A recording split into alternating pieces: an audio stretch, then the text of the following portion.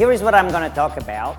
We are probably low on sugar level. I'm giving you the dessert up front. Hopefully you can still digest afterwards lunch. It's going to be, instead of, I was going to give a speech, kind of the total overview. Some people are more oral understanding, some more visual, so I hope to have something on both, but it's going to be a fairly massive dessert. So just, as I said, trends in global IP, without going into too many details, but you can see the global PCT patent filings, the large bulk of it is still the United States, Japan, and China, which accounts for about 60+% just from these three geographies. And that's very significant. Now, this is an interesting view. Sort of like, yes, we know there are some large corporations, but if we look at the ones which are not the top 100, but have at least 10 patents, so these are medium-sized companies, sometimes even a lot of startups, here's where it gets interesting. You can see the big bulk is still in the US, and Japan, ultra large. Europe is a bundle of all of this, which matches actually even the United States. And then India, China and India popping in. So when it comes to filings, and you don't need to read the numbers, but IP, intellectual property, everybody thinks of patents only, but actually it's not true. We have patents, trademarks, and designs. And if you look at patents, PCT patents globally, of the top 10, China has 3, the US has 2, Japan has 2, and Korea has 2. Multinational, large corporations doing this. Pretty stunning. You look at trademarks, Germany 4, Switzerland 2, US 1, Netherlands, Indonesia, France. And then again, on design, it's Switzerland, Germany, US, Korea, France, Netherlands in the top 10. So very clear that the Chinese are a lot more focusing on patents, less trademarks and designs. However, if you look at the global R&D balance based as a percentage, R&D investment as a percentage of GDP, China in 2011 passes the world's average R&D, which is on 1.9. And in 2012, stunning, even for me, it surpassed even Europe at that benchmark.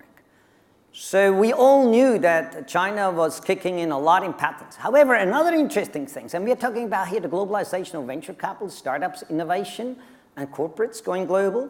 The most innovative cities, and there are different ways of looking at this. One of them is patents filed per 10,000 residents. And what's really stunning here that you have Eindhoven as number 1. And that's, I call it the Philips effect. It's a small town with Philips in there, but it's still interesting to see. San Francisco, San Diego second. Same thing, you have the Qualcomms of the world and some pharma giants. So that is very much driven, and it depends not naturally on the size of, so San Francisco third. So just to give you a little of a flavor, none of them in Asia. So, talking about, we all talk about corporate venture capital investments, but actually let's just step back and see corporates doing R&D outside their own home country. So we have new global R&D locations by multinationals between 2001 and 2010, and you can see where this is happening. And in 2015, there were about 6,000 total centers of multinationals. I'm not saying another startup having, but multinationals with $1 billion, above $4 billion revenue. But the emerging markets, they intended to be China and India popping in. And just as a benchmark, if you look at China in 2010, China was about the same level of intensity as Korea had in 1998 and Japan in 1968. That's an interesting, because you see the evolution of new markets coming on, and that's one of it. And about 400 additional centers were added last year alone around the world. And let's see afterwards where the growth comes in from on transnational R&D centers. Interesting still, if you look at the entire Europe on global transnational R&D centers, in 2015, of the total about 6,000, Europe had about half of it. The US had about 1/3 of it. And that's 2 of the top 10. So what does that mean if we look at just the last few years, 2010 to 2015?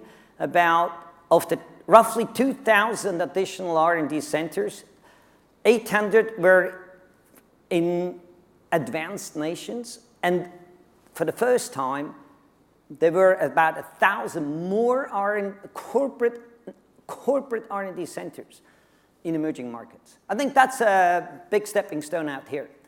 Shifts in transnational corporate R&D centers. So I started giving you a bit of a flavor, but what does it really look like? I don't go into all the numbers, but in the highlight is it's still triads. Triad as US, Europe, Japan, who do their own massive R&D centers and investments within these geographies, as you could see before. And you could see from the 3,000 roughly they do, about additionally they're flocking to about the BRICS, about 1,300 are currently in the BRICS, and the rest of the world, excluding Triad and BRIC, is about 1,200. So almost equal size rest of the world vis-a-vis BRICS.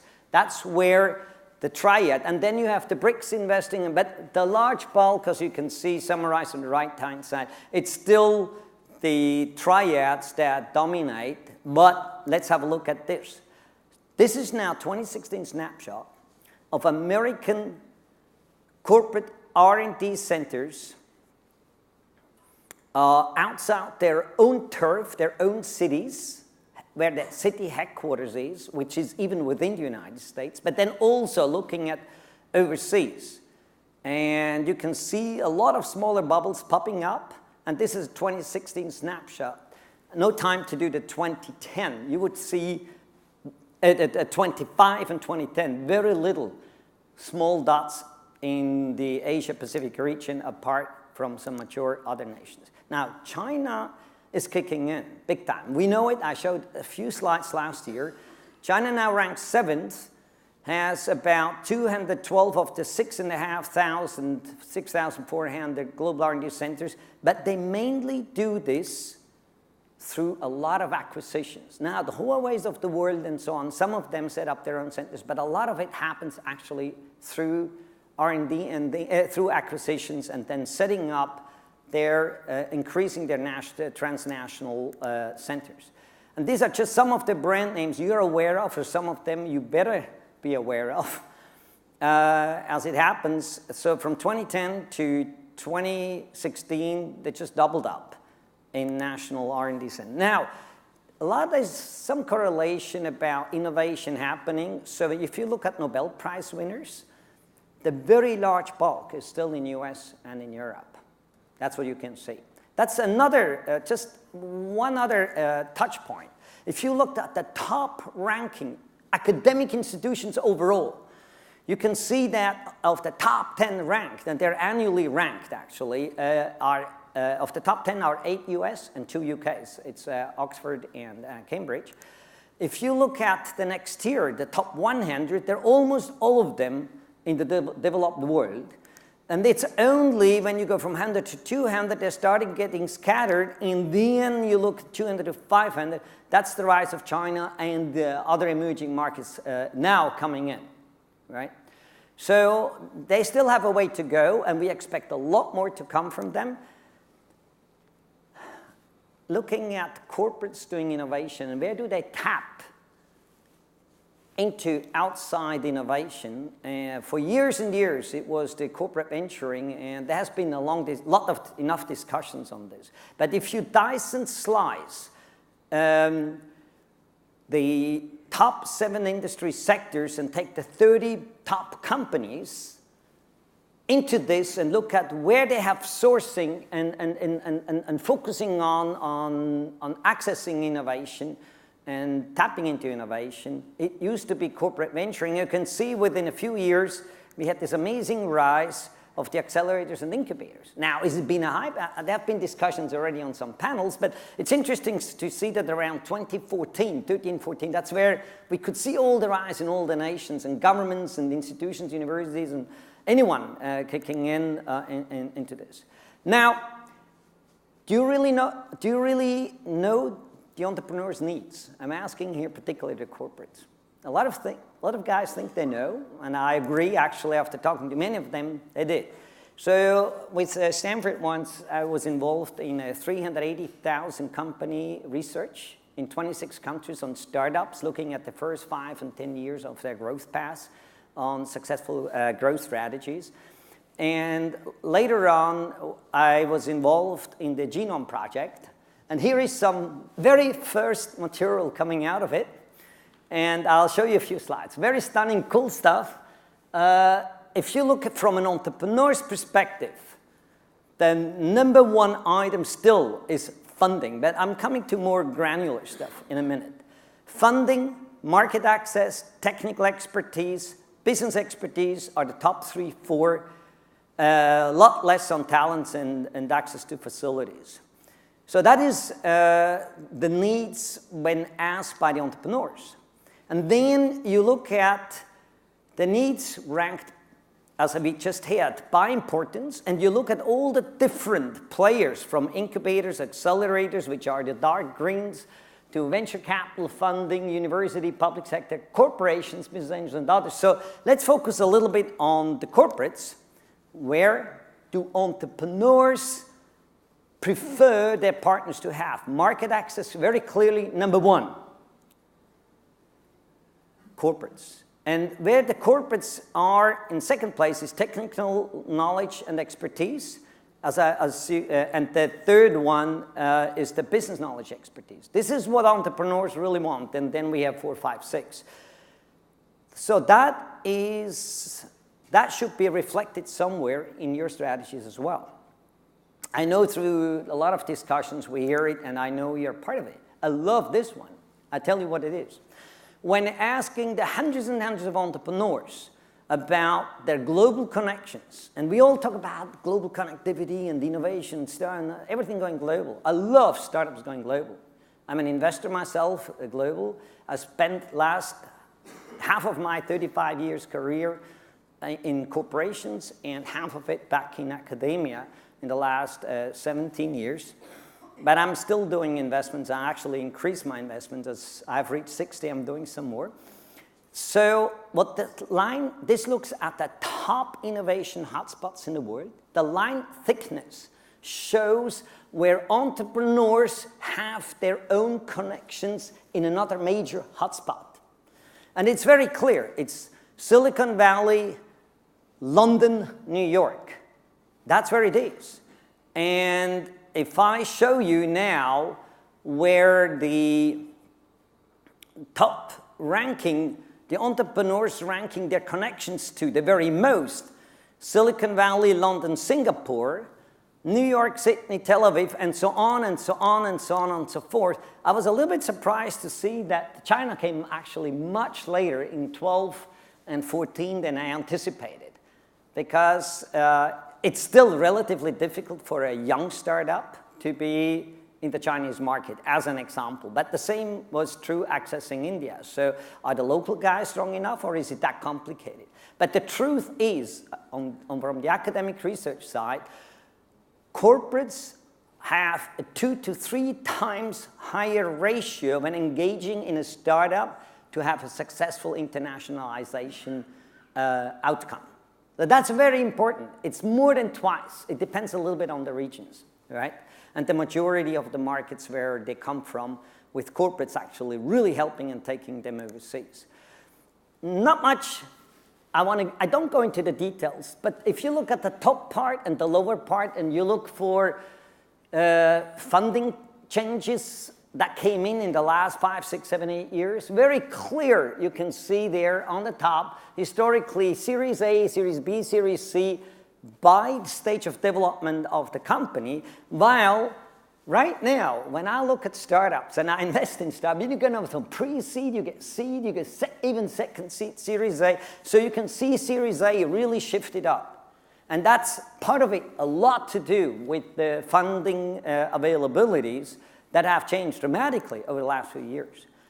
When asking the entrepreneurs where they get their first money from, which is the blue line, I'm coming to a second part to it, and then the dark one, the bright blue, and the dark blue is the answer where they see their preferred next round, after the initial round, where they see their next round. That was interesting, because you can see that already originally, when I look at the corporates, for instance, they actually did get, the startups did get in a very early stage already some corporate funding. And the result was because they were predominantly spin-offs from university or research labs. That's why they could get the corporate funding at that scale. I was actually really surprised when I saw that one. So that's where I wanted to give you a little, it's still surprising to me that after the seed round, so the business angels still have also grown up. They're pooling actually a lot of money. You go to China, you look at Silicon Valley, it's stunning. That's where they took off the entire Series A rounds from the VCs from the past. And beyond this to say, there's also a lot, apart from really deep, hardcore, say, deep tech, cap-intense capital, that is still a difficult area to be in. And that is where I see a lot of more corporates should actually see the opportunity to step in. Another one element that, last one of this first cut of the survey here that I want to show you is the funding needs actually differ by geography. We all know it, but it has never been really clear how. And so what I want to show is, it's across the board, friends, families, and so on, it's big. And then in France, as an example for Europe, but it varies even within Europe, the public sector is relatively strong in Europe. And if you look alone in China, it's also relatively big nowadays, massively. Actually, it's going to increase dramatically with the government, pouring hundreds of millions, up to billions now, into early stage funding schemes. It's just been announced recently. But the other one, which you can look at, is university grants. It's still stunningly large, where entrepreneurs can tap into the United States, larger than almost anywhere else. The only other government that is reasonably high was Singapore in Asia. And then the corporates, we all know it's the most mature market. It's still the US, where the entrepreneurs are tapping in, have tapped into. These are actual results of tapping into it. Now, corporate VCs and international flows. I show first, I just updated the data recently, the total funding in the key geographies, US, Europe, China, Canada, Israel, and India. This is Dow Jones data, which I just got. And you can see that it has leveled off a bit in 2016. But what's the most important piece is, the reason I show this is because of the co-investment. There is VC, there is corporate VC, and they go hand in hand. And you can often see sometimes some correlation. But recently, as you could also see, is the corporate have significantly stepped up. And part of it, when it came to the dollars, was a lot of corporates also went into a lot of unicorns.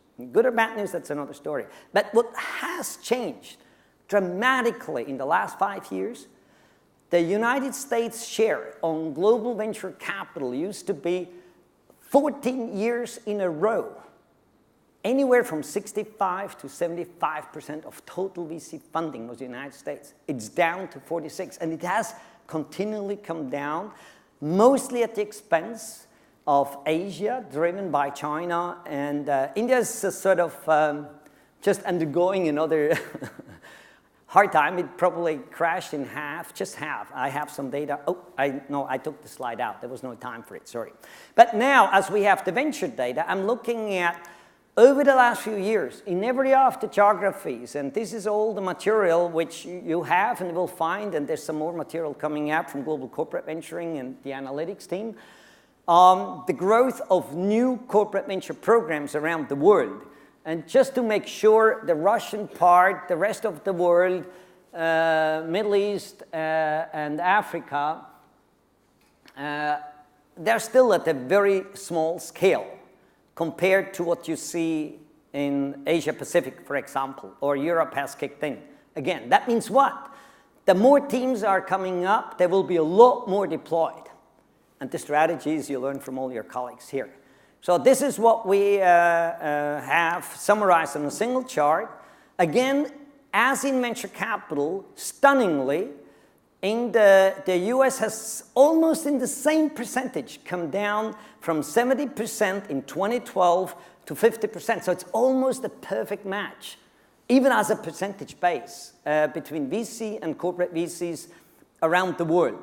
The deals increased in the same period 2.5 times. The dollar amounts increased 5 times.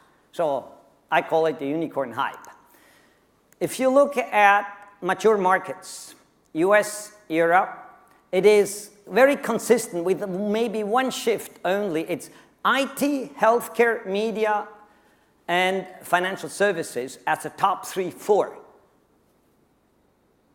There's a pattern you can almost bet on when you go to emerging markets, that the patterns, irrespective of the size now, is consumer first, which is not in top 4 in Europe, IT, then services and media. That is the ranking order in the high growth, the large emerging markets, given particularly here in China and India. So this is important to understand when you move into other geographies. You know, what sectors are typically coming up first as a market evolves for corporate ventures. Corporate VC deals by nations. Yes, we know it's China, US, China, India, UK, and so on and so forth. Japan still always in the top 10. But I think if you look at the absolute numbers over 5 years, you still have the US about of the total, which accounts for 87%. So the top 10 corporate investors cover 87% of all the deals. And interestingly, as you can see, that on a total basis, accumulated over the last 5 years, China has come up very large just in the last 5 years. So this shows, again, the bottom color is only foreign corporate VCs. The green middle one is the hybrid, means it's a local domestic corporate VC and a corporate VC. And the blue ones, oh, sorry, I mean wrong, right? The bottom one is the foreign. The blue ones is the domestic only corporates. And it's natural. In US, you expect the US to dominate this. But as you can see, at the very right-hand side, it's getting close to half now with a hybrid or a foreign corporate being in the US. And if you look at China, India, I'll show you quickly the summary of this. The US pretty kind of flat now. I assume it's picking up more corporates going also to the US. You can see Europe flat.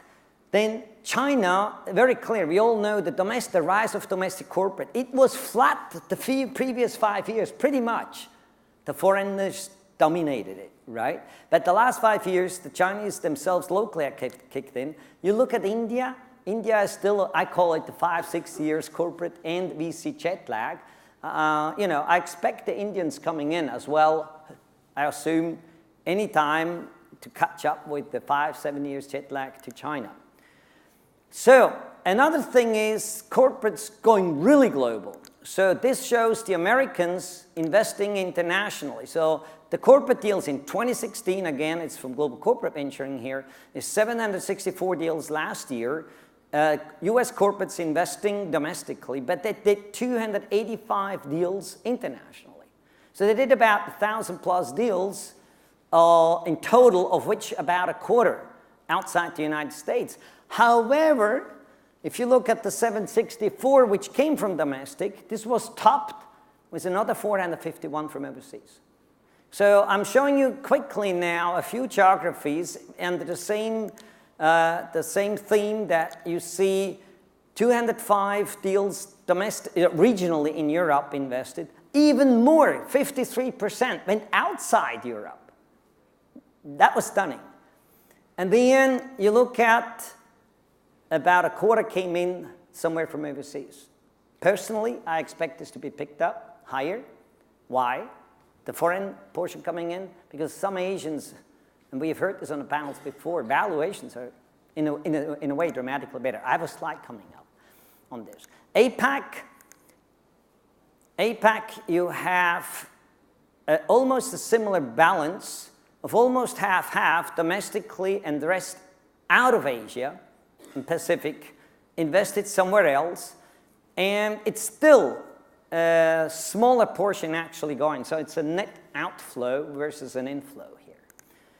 Latin America, I left a few geographies out, but the panel before, you know, as was just mentioning, there should be a lot more. So there's barely any corporate investing anywhere else in the world. Even domestically, they did a few themselves, domestic guys.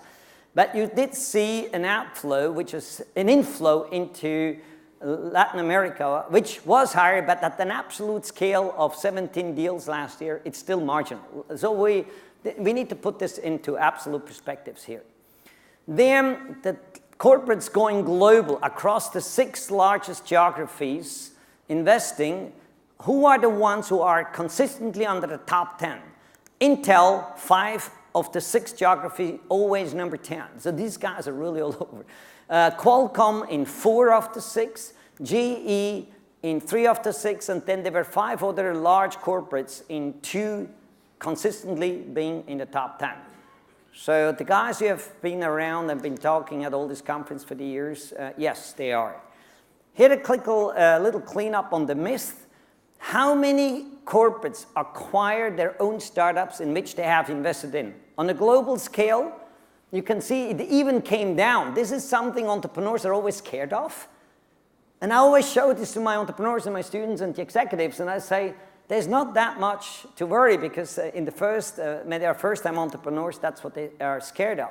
And here is roughly the benchmarks. The acquisition rate is somewhere between 10 and 25%, depending a little bit on the year. I caution Israel, China, India, the numbers are too small to really think, to look at, to have solid numbers. I threw it in, but I am not going to publish this at all. Now, let's go runway. 2 minutes left. Something. I love this. VCs look more at this than actually corporates. But now the Chinese ask me, and the Chinese and the Indians are very price sensitive, as you know. They have deep pockets, but they're still very price sensitive.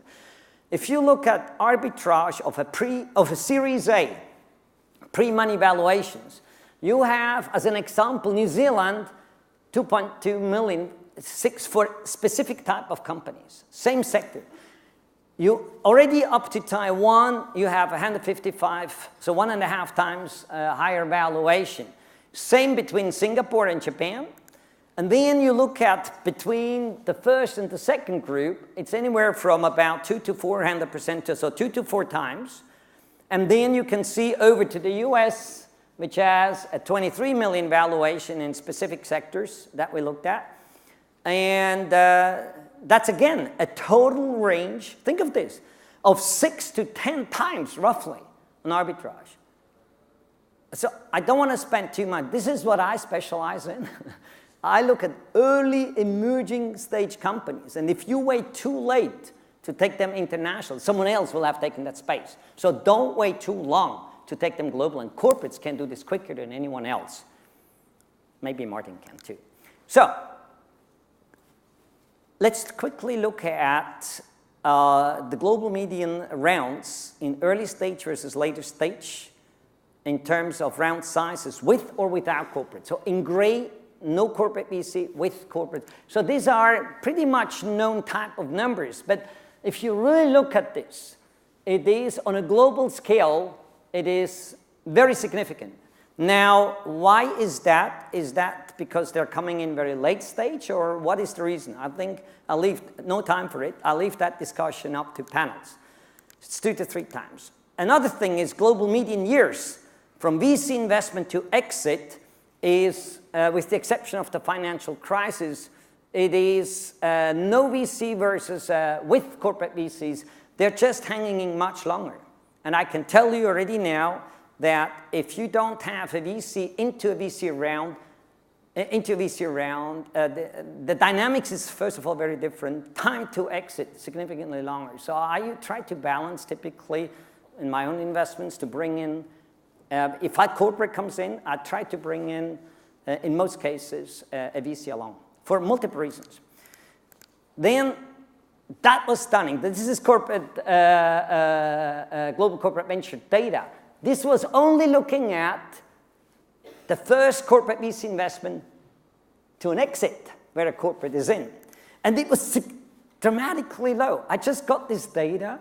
I did not have time to dig a lot deeper in, but hopefully, Jim, you guys can write a report on this because that's fantastic and interesting data to study and look at, right? So I wanted to give you a little bit of heads up to start thinking about this. Multiples on exits. This is something that really strikes me and still strikes me. No VC in on an IPO. Look at the multiple is significantly higher, and it's equally true but less dramatic on acquisition. So as a corporate, you have to start thinking, what do I tell my entrepreneurs? Right? I'm challenging you. That's all. No time. We have time maybe over lunch this afternoon. Europe, since we're in Europe, look at this. I'm almost done.